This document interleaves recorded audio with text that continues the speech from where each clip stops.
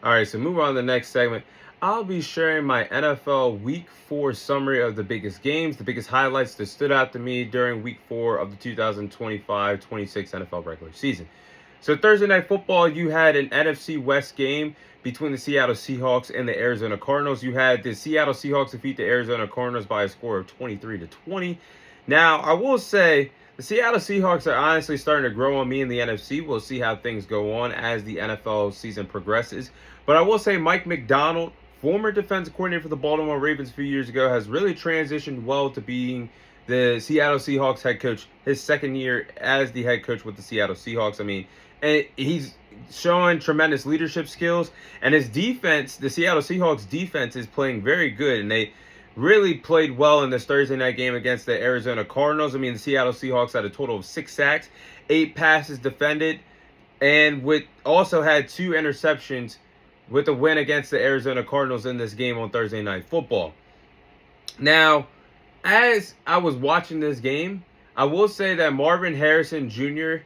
needs to grow more confidence at the NFL level. This is his sophomore season, yes, but he was a high 2024 NFL first round draft pick to the Arizona Cardinals. He was asked to do a lot. He was asked to be their number one wide receiver. He still is their number one wide receiver. Trey McBride is there as a tight end, but number one wide receiver is Marvin Harrison Jr. He needs to be that guy that he used to be at Ohio State, a dynamic route runner.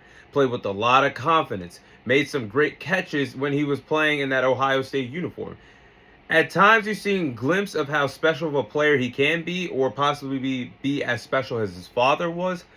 But at the same time, you can see that Marvin Harrison Jr., the NFL game, at times looks too fast for him, and he can shut down when things don't go his way with some drop passes. And I think if he can eliminate the drops and not overthink his play on the NFL field, he could be a really good player in the National Football League.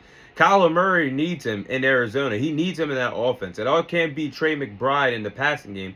Marvin Harrison Jr. has to share a load as well with his number one quarterback. But you can tell how emotional he was scoring that fourth quarter touchdown after having a crucial drop in the first half of the game against the Seattle Seahawks. Once he got that touchdown, you could tell all the emotions were running high in the end zone as he celebrated his touchdown with his teammates. But I give the Cardinals credit for a big second half fight because they were down by 14 heading into the fourth quarter. That's not easy for any NFL team to overcome that. And at least they tied up the ball game. But it was Sam Darnold and the Seattle Seahawks that went down the field to close the ball game. And shout out to that Seattle Seahawks kicker for using that smelling salt to hit a 52, 53-yard game-winning field goal. Now the Seattle Seahawks are in firm, well, they're not in firm control of the NFC West, but they're in a really good position to win that division right now, sitting at 3-1. So we'll see how this team goes as the season progresses, but they look pretty good. The Pittsburgh Steelers, they defeated the Minnesota Vikings by a score of 24-21 in Ireland.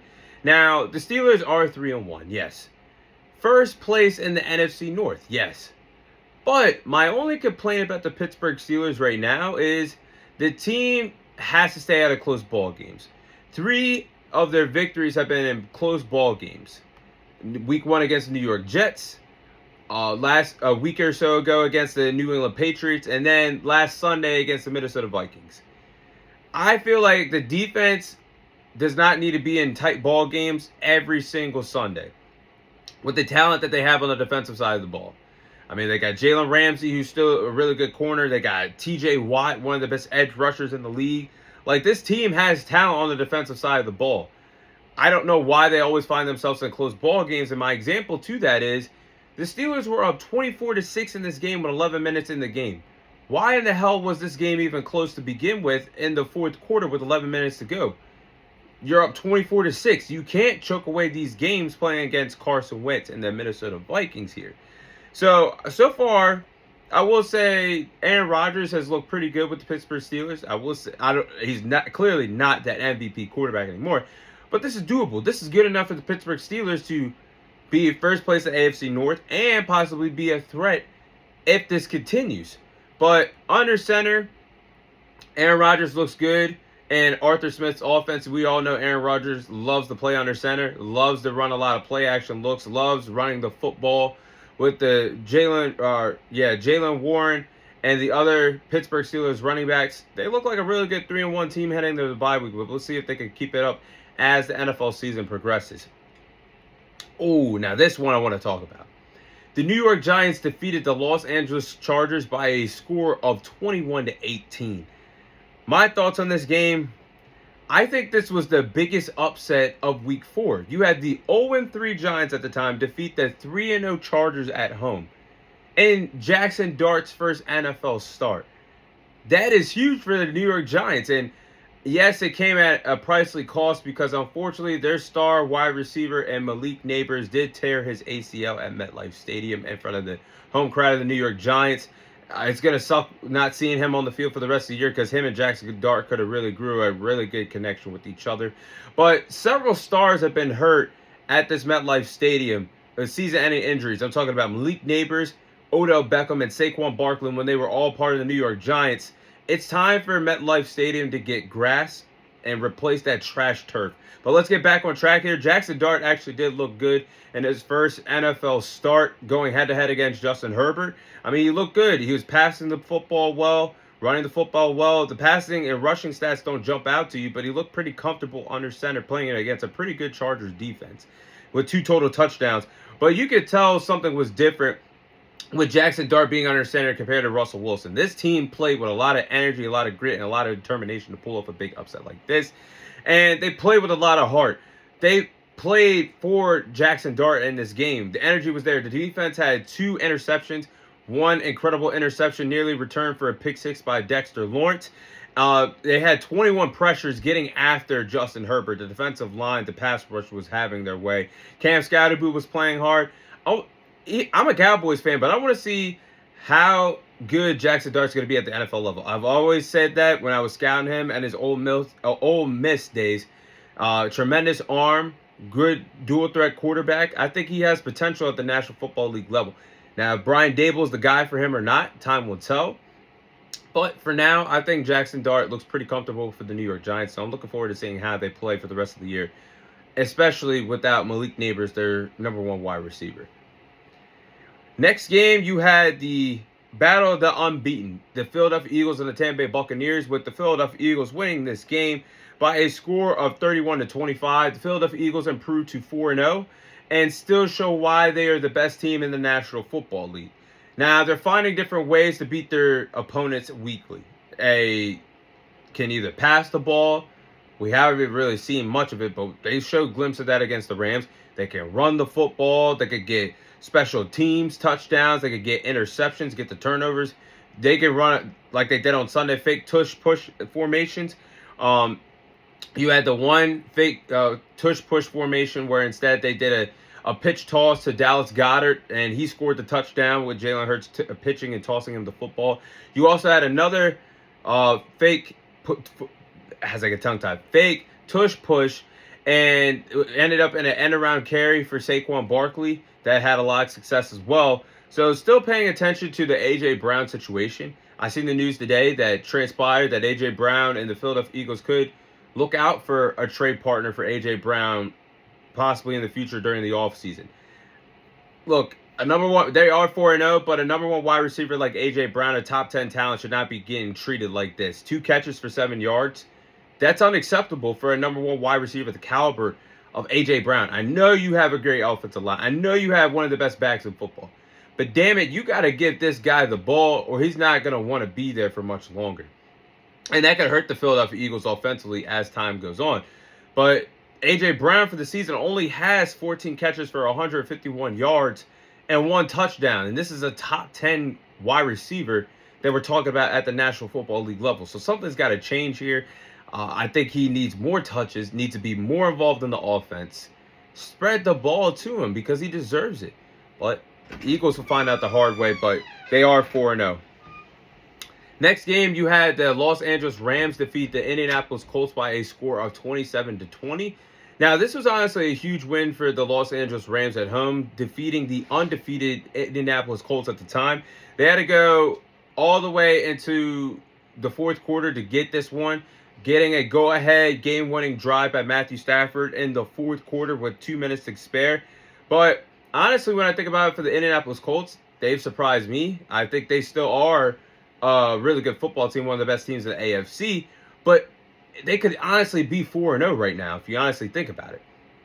With the mistakes that they made on both ends of the ball. Daniel Jones threw 2 costly interceptions in this game. Mitchell, the young wide receiver for the Indianapolis Colts, had a tremendous catch, and honestly, it was one of the best throws that Daniel Jones threw to Mitchell in that game. One of the best throws that I've seen all season long, and one of the best catches that I've seen from Mitchell during the NFL season. But then he got too carried away. He turned and looked back and made the Pop Warner mistake. Turn, look back when you have the ball. Everybody knows if you have the ball running full speed, just run. Never look back. Don't worry about the defender. But Mitchell turned around, looked back, fumbled the football at the 1-yard line, resulted in a touchback, not resulting in 6 points for the Indianapolis Colts. So that hurt them as well. Then you look at the defense.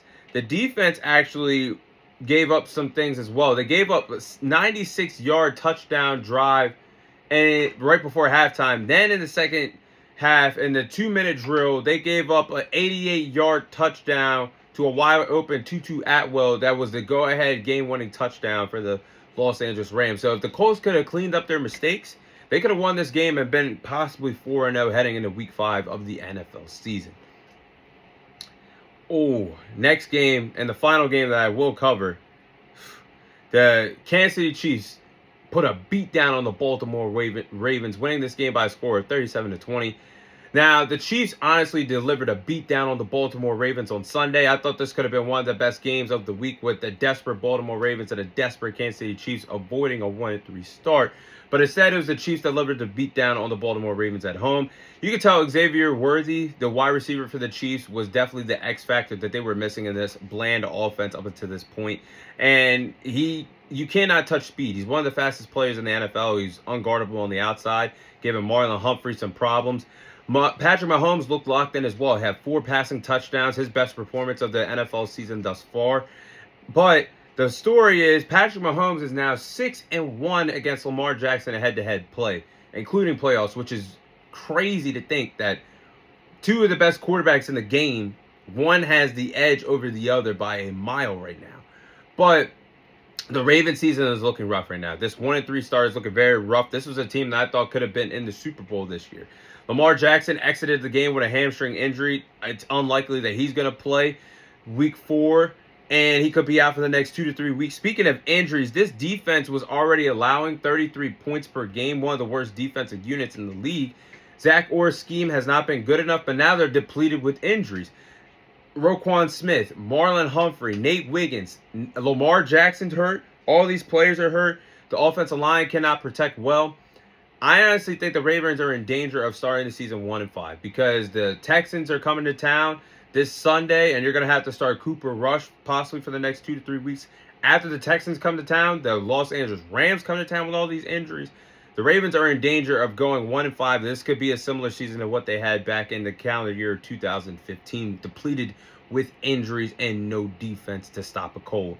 So we'll see if the Ravens can bounce back. The Chiefs look pretty good, look back on track for 2-2. We'll see how their season goes as the season goes on. And I already covered the Cowboys versus Packers game for you guys, but that is my NFL Week 4 game summaries.